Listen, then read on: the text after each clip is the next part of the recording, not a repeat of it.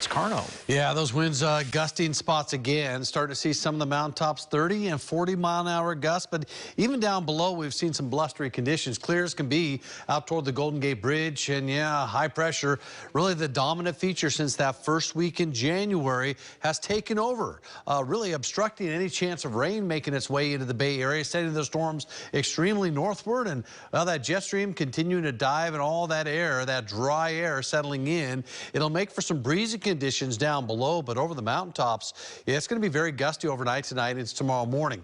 So we've got high wind advisory going up for much of the Bay Area. You can see then shaded in brown along the coastline, the peninsula into San Francisco, also parts of the East Bay. The area shaded in the dark brown. That's where a high wind warning is in effect, as we're seeing some very gusty winds up there and expecting maybe 50, 60, maybe an occasional 70-mile-an-hour gust across some of the mountaintops there. So extremely gusty winds developing overnight tonight. You can see some of the winds out there right now.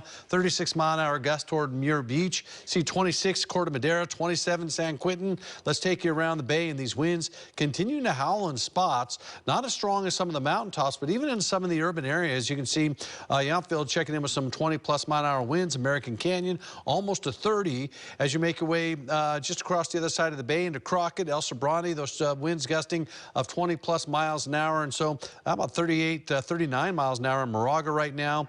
And it's all around the Bay Area, except right inside the Bay, you're a little more wind sheltered, and that is keeping you from seeing some of those extreme winds. But even there, it is blustery from time to time, and that's what we're going to see overnight tonight. Just some strong gusty winds. I think it's going to intensify overnight. Models are picking up on that too, as high pressure and that low pressure system to our east, the pressure gradient kind of tightens up a bit. That is going to lead to some very strong gusty winds, and you'll see that kind of ramping up throughout the night. You start to see 30, 40-plus mile-an-hour gusts across the mountaintops. You see all the area shaded in purple there into the East Bay, also along the coastal ranges, especially over 1,000 feet or so. That's where we're going to see those strongest winds around the Bay Area. It looks like things are going to stay gusty right through about Thursday.